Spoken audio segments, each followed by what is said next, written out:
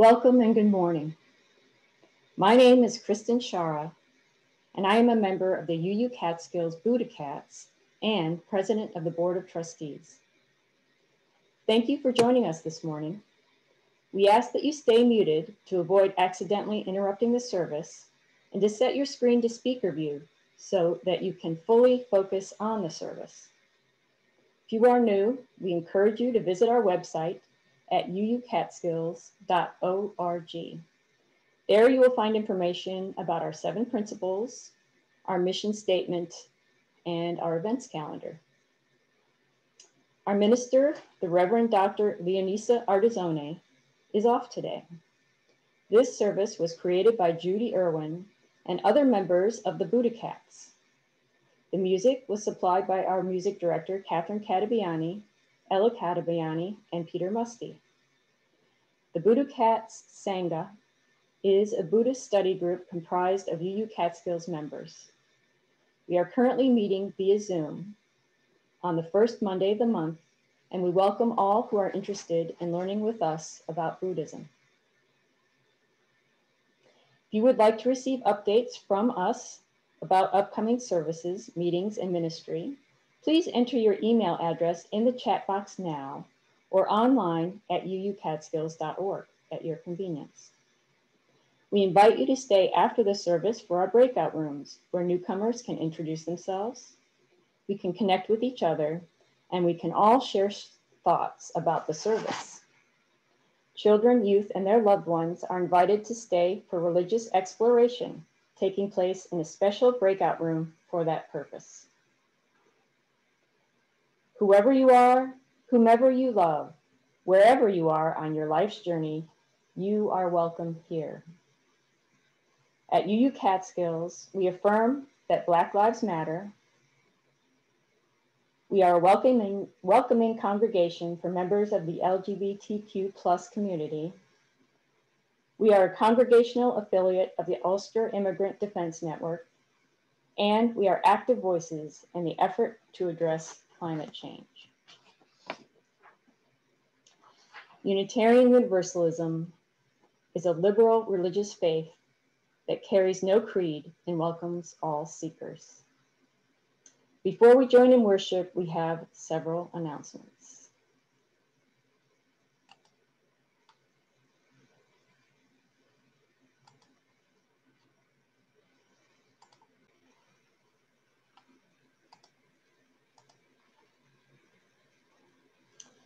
Today and every Sunday, the Grief Support Group will meet at a new time from 7 p.m. to 8:30.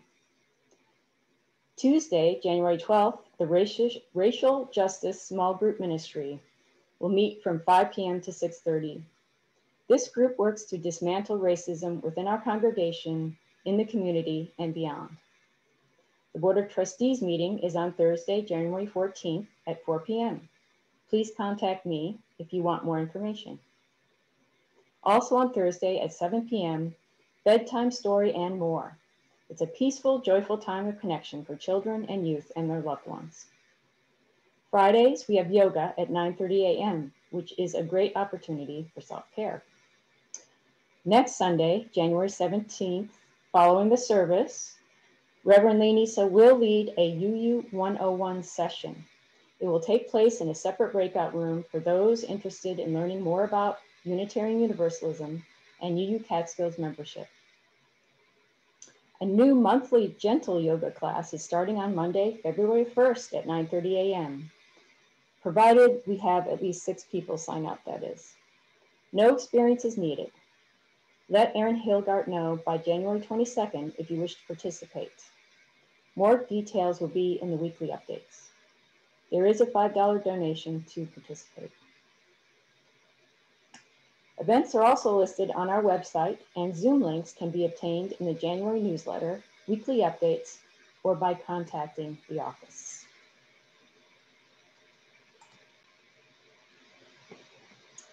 Our theme for this month is imagination. In the midst of this pandemic, it is easy to feel isolated and become emotionally exhausted. Buddhism offers a way to help us reconnect our minds with our hearts by activating compassion for ourselves, our loved ones, and all living beings. Today, our focus will be on those who are suffering because of COVID-19. So let us worship together as we enter into this sacred space and time.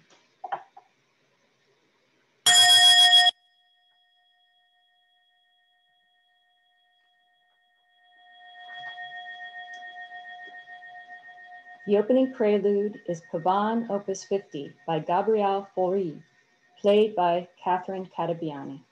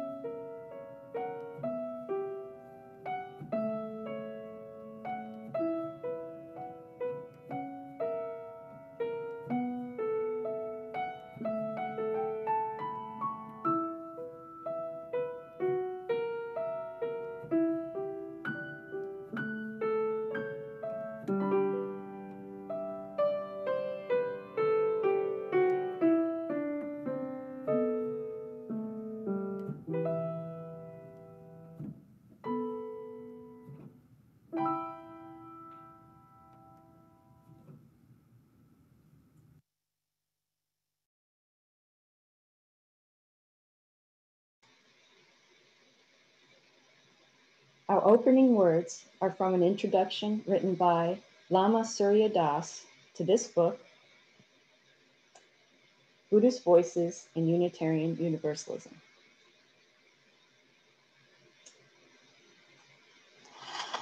Buddhism and Unitarian Universalism value many of the same things, including experiential practice, study and self-inquiry, mindful awareness cultivation, insightful wisdom development, and loving kindness combined with active compassion in the world. This is the heart of sacred activism, empowering, edifying, educating, elevating, transforming, and liberating. The open and eclectic nature of the interface between Unitarian Universalism and Buddhism is almost uniquely situated to contribute meaningfully to our secular, post-denominational, postmodern world. Not unlike Unitarian Universalism, Buddhism is not so much a religion as a spiritual way of life. It does not require a particular set of beliefs and allows people to explore and discover everything for themselves.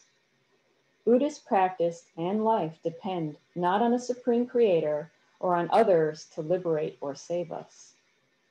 Both traditions follow the golden rule, treating others as you would like to be treated, and what I call the diamond rule too, seeing the light, the divine in everyone and everything, which helps us naturally to actualize and fulfill the golden rule. It is an infinite yet direct journey from the head to the heart and from me to we.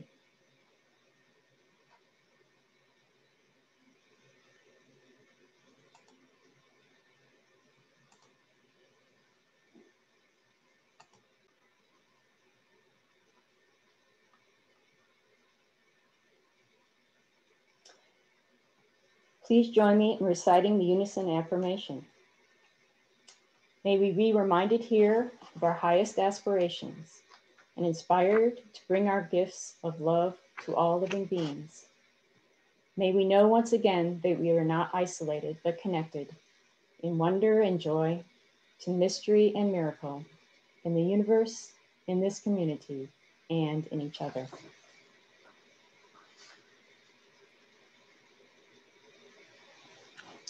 And now, time to light our chalices.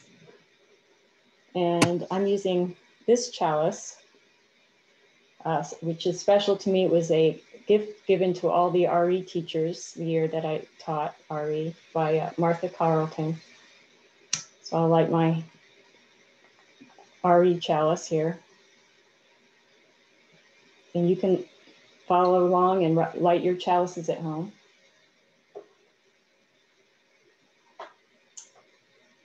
Okay. Let's join me in the chalice lighting words. We light this chalice in grateful, loving community. Even in the darkest of times, may its flame light paths to courage, justice, and hope.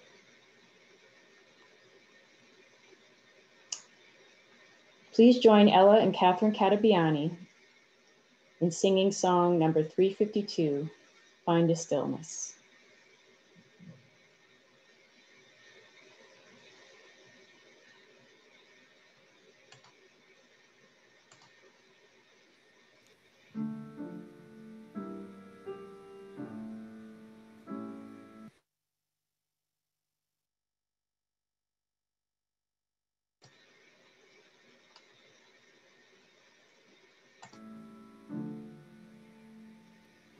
Find a stillness, hold a stillness, let the stillness carry me.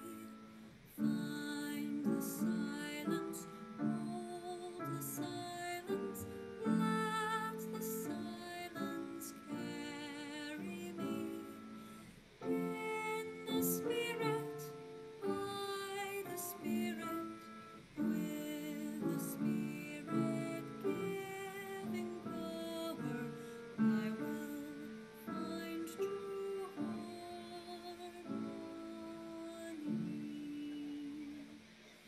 Seek the essence, hold the essence, let the essence carry me. Let me flower, help me flower, watch me flower, carry me. In the spirit, by the spirit, with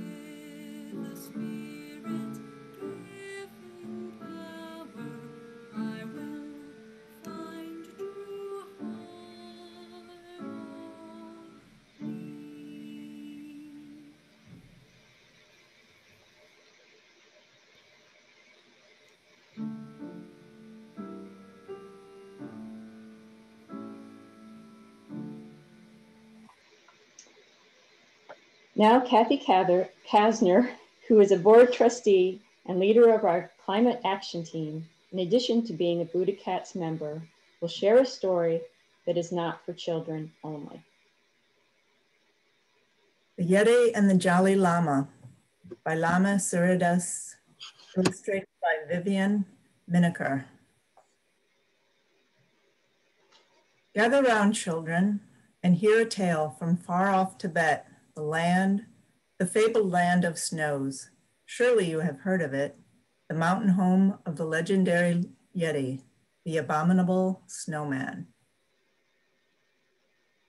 Oh, not that kind of snowman.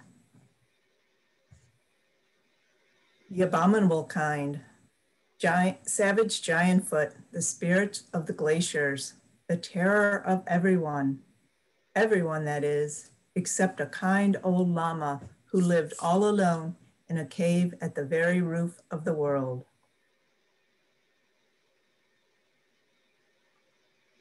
Oh, not that kind of llama.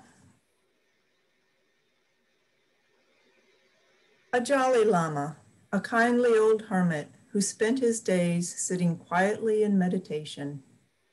Each day, as the golden sun crossed the sky, he thought marvelous kind thoughts, wishing peace and happiness for the world and all its creatures, wishing harm to no one. He feared no harm. One bright morning, the good Lama finished his meditations, put on his handmade boots, and hiked down to a nearby village for midsummer festival. But instead of cheerful music and tables heavy with food, he found only tightly locked doors and windows, and the village empty of people. He knocked on the first cottage he came to. The door opened a tiny crack. "O most honored Lama," said the villager, "how auspicious that you have come. The terrible Yeti has torn up our fields and eaten our poor goats and yaks. We are afraid that if we come out, he will gobble us up too." "Never fear," said the Lama, who never did. "Yeti has a good meal in his belly now and won't bother you, at least for a few days. I'm sure it's safe to celebrate. Don't hesitate." Even though they still feared the Yeti might return, all the villagers trusted the stout-hearted Lama. They danced and sang and feasted for 3 days and nights.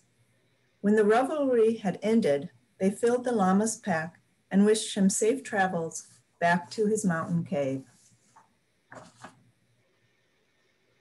That night, the good Lama stayed up late, praying for the peace and happiness of the villagers.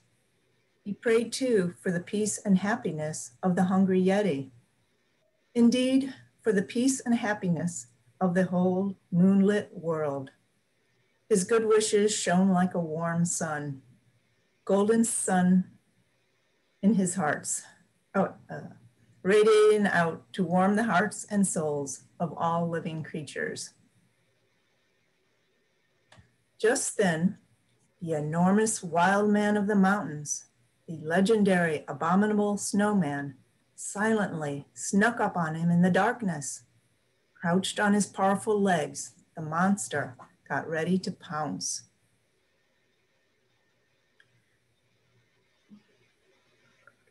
But the warm glow of the Lama's heart shone so brightly that the hulking Yeti laid not a hairy finger on him.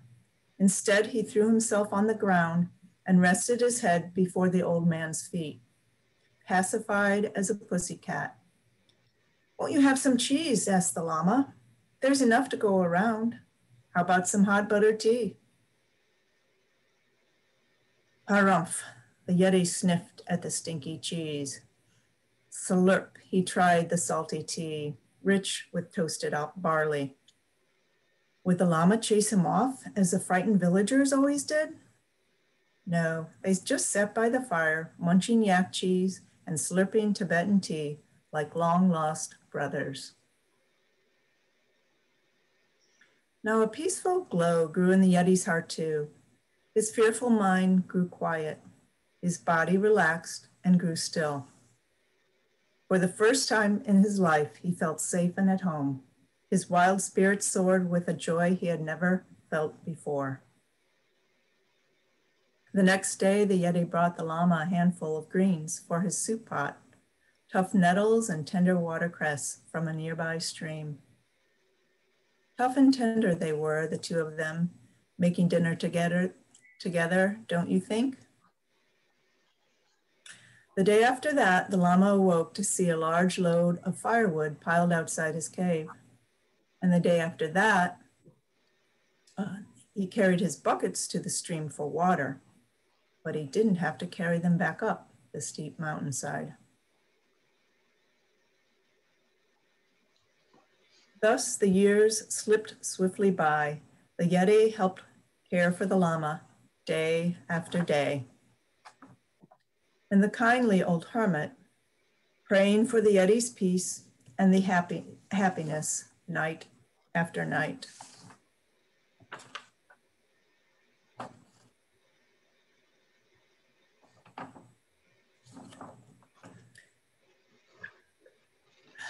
Each day, the Yeti's heart grew warmer and warmer until it shone as brightly as the Lama's, like a golden sun radiating out to light the hearts of all the creatures of the mountain, all the people of the village, all the hearts of everyone in the world.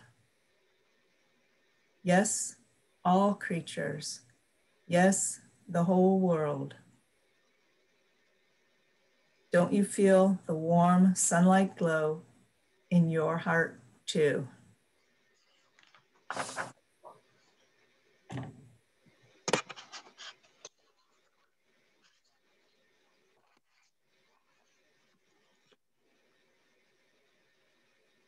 Thank you, Kathy. Our congregation is sustained by your generous gifts.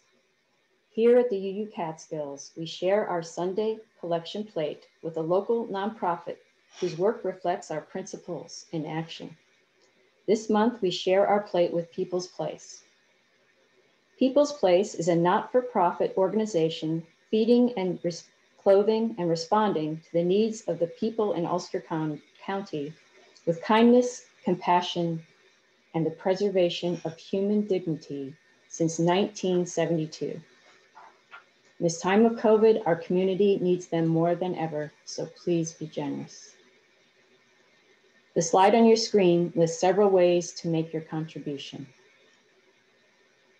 The offertory music is Saraband in F by George Friedrich Handel, as played on mandolin by our own Peter Musty.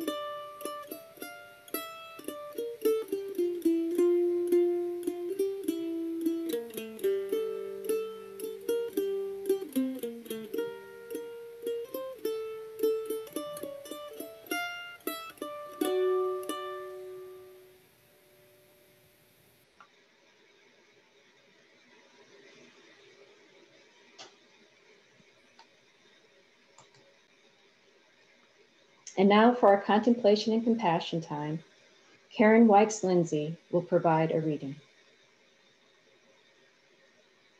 Good morning. My reading is from The Art of Living by Thich Nhat Hanh. Many of us want to do something to help the world suffer less. We see so much violence, poverty, and environmental destruction all around us. But if we're not peaceful, if we don't have enough compassion, then we can't do much to help. We ourselves are the center. We have to make peace and reduce the suffering in ourselves first, because we represent the world. Peace, compassion, and well-being begin with ourselves.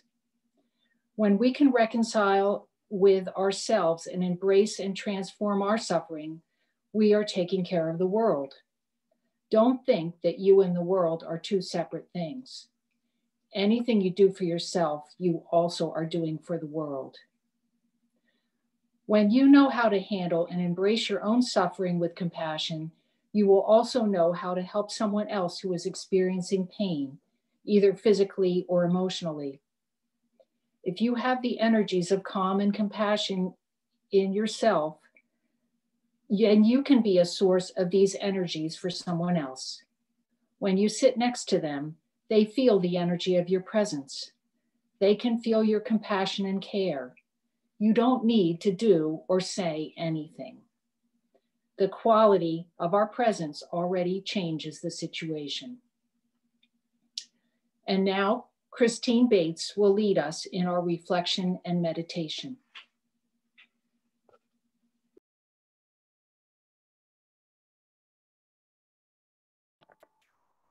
Good morning.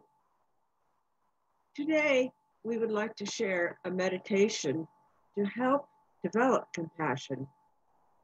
It begins with compassion for ourselves and extends this care out to others, including those suffering with COVID-19. In fact, this meditation was to be led by Judy Irwin, who, as you may know, contracted COVID, as did UU member Jonathan Sellers. Please keep them in your thoughts.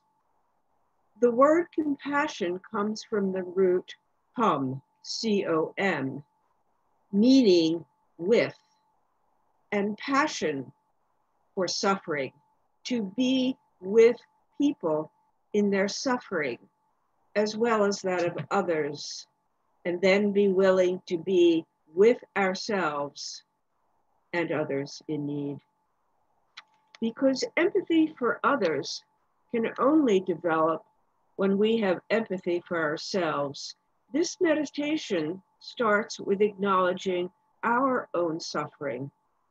This can include a bad mood, minor unpleasantries, emotional difficulties, or actual physical pain. Too many of us push our pain away, thinking it'll go away. But in doing so, we cut off a part of ourselves that must then be recovered. The first step to having compassion for others is having compassion for ourselves. Facing the difficulties in our own lives and sending love and compassion to ourselves. And so, as we breathe in, we will let ourselves feel our own pain and suffering. And as we breathe out, we will send love and compassion to ourselves. In the next part of this meditation, we will focus on someone we know and care about who is suffering. It can be a friend, family member, or someone in this congregation.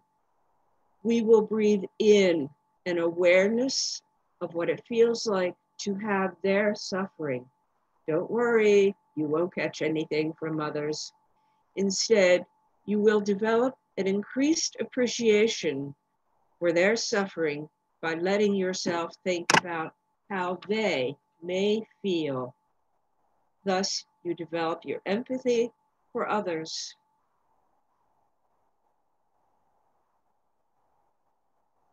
Then you breathe out compassion, a sincere desire to see them free of suffering, to love and care for them in their suffering. Finally, we will end with focusing on all those who have or are suffering from COVID-19, who have lost someone to this disease. For almost a year, we have been confronted in unimaginable suffering in our country and around the world. It is almost too much to take in. And yet, to block our natural empathy and compassion, we restrict our breathing, the depth of our emotions, and ultimately our own potential for happiness. Thus, it is our hope that doing this meditation will help us to begin to take in the enormity of what is happening and to ground ourselves in compassion so that we may move forward. This meditation is called Tonglen, which means giving and taking. We take in suffering so that we can stop running from it and develop our capacity for empathy. And we open our hearts to give out the compassion that is our essential nature. So let's begin by placing our feet on the floor and sitting erect so that energy can flow up and down your spine. Close your eyes and breathe deeply 5 times. Breathe slowly and count each breath.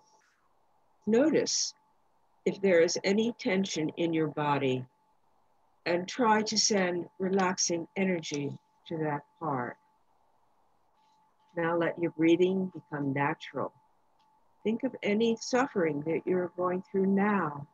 It may be physical, financial, or anything else that is causing you difficulty.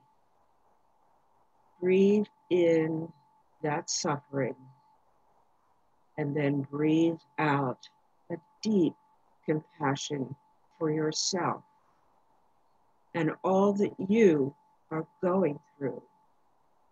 Don't worry that your problem is too small.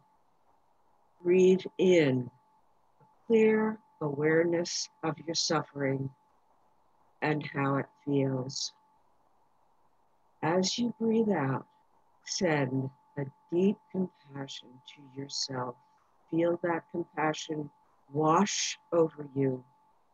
Continue breathing in your suffering and breathing out compassion for yourself.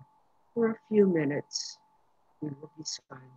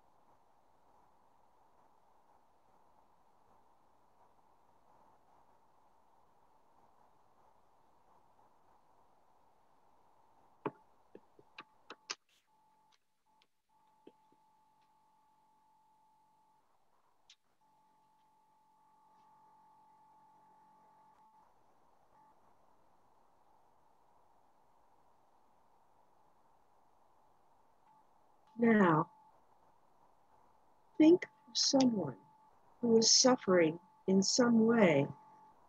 It could be someone in your family or a friend. It could be someone in this congregation. It could be a pet. Breathe in their suffering. Be clear about how it must feel, and then breathe out a deep compassion for them. You understand what they are suffering. You wish for their suffering to be relieved. You send them love and care. Continue to breathe in and out this way for a few moments.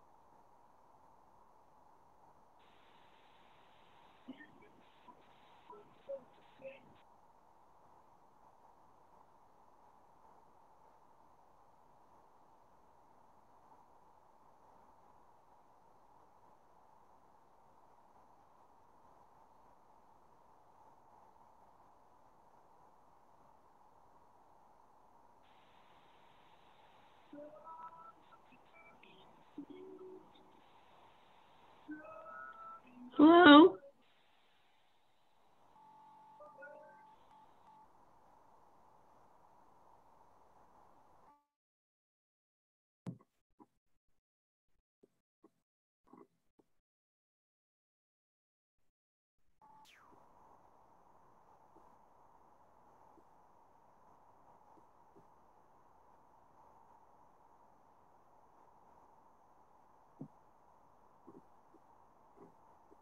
Finally, let us think of all the people who have or are suffering from COVID-19.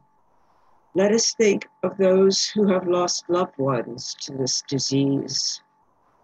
Let us breathe in their suffering, then let us breathe out compassion to all these lovely people. Continue this for a few moments.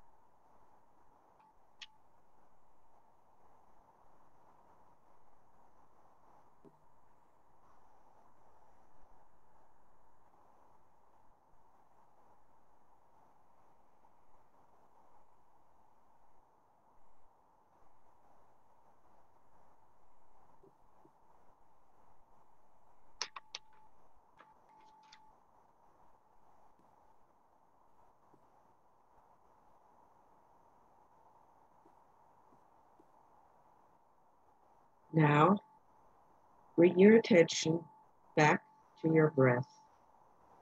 Then come back into the awareness of your body, your arms, your legs. When you're ready, open your eyes. Feel refreshed.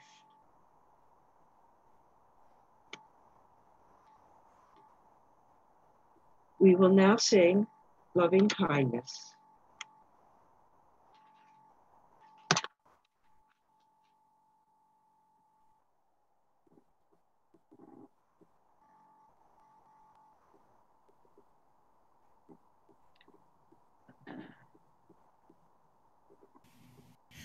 May I be filled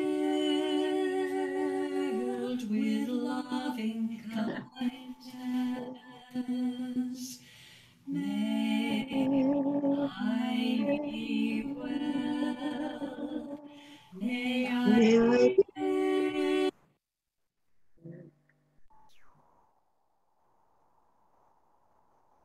filled with loving kindness.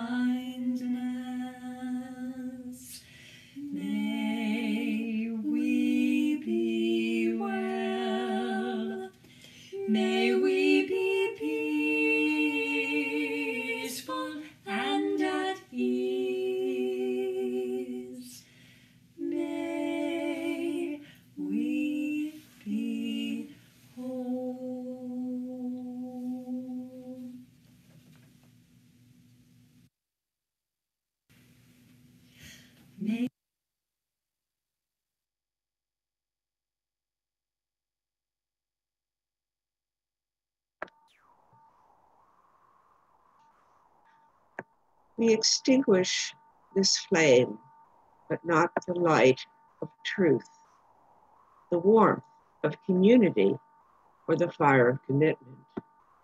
These we carry in our hearts until we are together again. From you I receive, to you I give. Together we share, and from this we live. From you I receive, to you I give. Together we share, and from this we live.